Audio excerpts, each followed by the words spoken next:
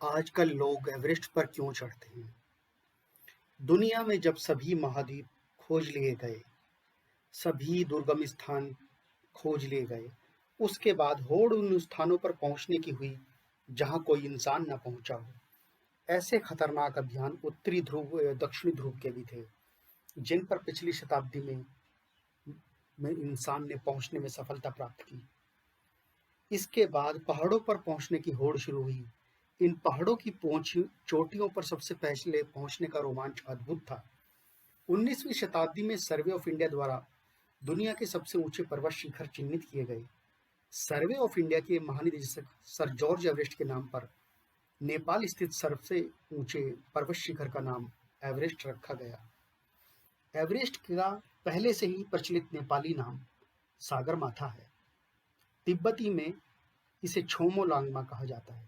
पृथ्वी पर 8,000 मीटर से ऊपर के कुल 14 पर्वत शिखर हैं, जिनमें से 8 नेपाल में हैं। इनके शिखर पर चढ़ने से प्राप्त होने वाली सफलता न केवल उन पर्वतारोहियों की मानी गई है, जब बल्कि उनकी प्रजाति और राष्ट्रीयता की भी सफलता थी। 1940 के दशक में ब्रिटेन ने अनेक प्रयास किए कि उनके देश के पर्वतारोही एवरेस्ट पर पहुंच जाए।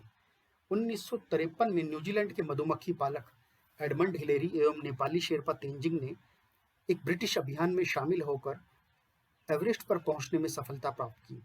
एवरेस्ट के इस आरोहण के बाद एडमंड हिलेरी एवं तेंजिंग नोर्गे को बहुत सम्मान मिला।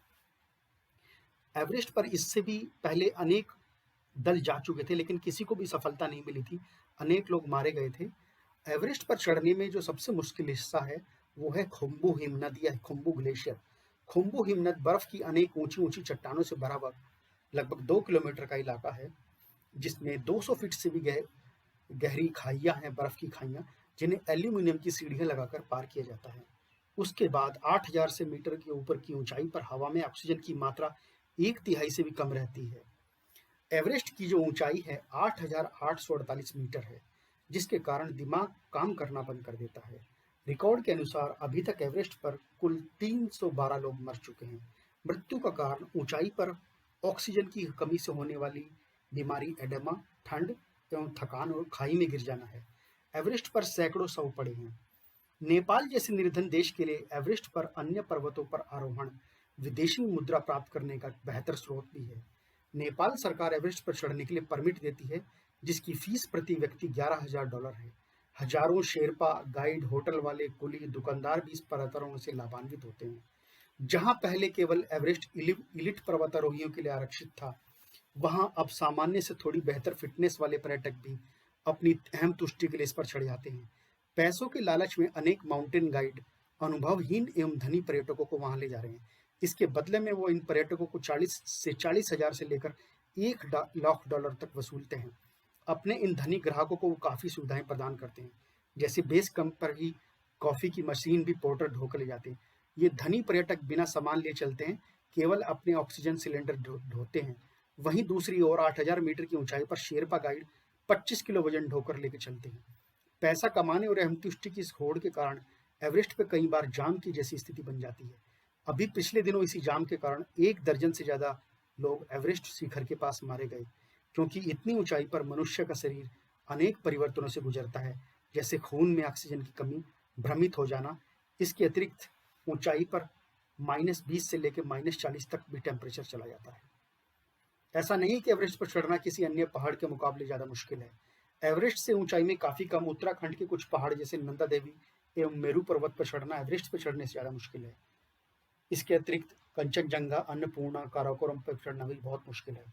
लेकिन एवरेस्ट पर चढ़ने से ख्याति ज्यादा मिलती है, इसलिए लोग इसी पर चढ़ना पसंद करते हैं। एवरेस्ट पर चढ़ने का जुनून भारतीय लोगों में भी कम नहीं है, इसलिए आईएएस अधिकारी, पुलिस सेवा अधिकारी, अपंग, किशोर, बालक, बालिकाओं के अलावा अनेक लोग एवरेस्ट पर चढ़ते रहते हैं। हरियाणा पुलिस के कुछ सिपाही एवरेस्ट पर इसलिए चढ़े क्योंकि उन्हें लग रहा था कि इस उपलब्धि के बाद उन्हें प्रमोशन मिल जाएगा। कुछ लोगों ने तो कर्ज लेकर भी एवरेस्ट पर आरोहण किया। लोगों को लगता है कि एवरेस्ट पर चढ़ने के बाद उन्हें बहुत मान सम्मान मिलेगा, और जितना खर्च उन्होंने इस मुहिम में शामिल किया है, वो सारा खर्च उनको मिल जाएगा।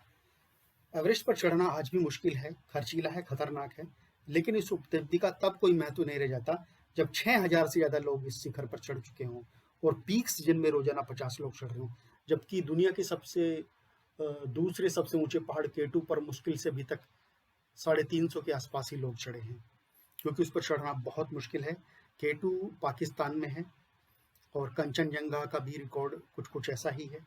एवरेस्ट पर हजारों ऑक्सीजन के खाली सिलेंडर, मानव मल, पर्वतारोही दलों द्वारा छोड़ा गया सामान भी बिखरा पड़ा है, जिसने इस पवित्र माने जाने वाले पर्वत को दूषित कर दिया है। 8,000 मीटर से ऊपर सभी शिखर चढ़ चुके एवरेस्ट पर बिना बोतल के जाने वाले सबसे पहले पर्वतारोही जो इटली के हैं, रेनॉल्ड मैसनर, उनका मानना है कि एवरेस्ट पर आरोहण कुछ साल के लिए बंद कर देना चाहिए, क्योंकि इसे पर्यटकों ने दूषित कर दिया है। पर्वतारोहण केवल एक लीक पर चलते जाना नहीं है, बल्कि एक्सप्लोरेशन है, और ये पैसे देकर चढ़ने वाले लोग पर्वतारोही नहीं, बल्कि पर्यटक हैं, जिनका मुख्य मकसद एवरेस्ट पर चढ़कर अपनी ईगो को संतुष्ट करना है।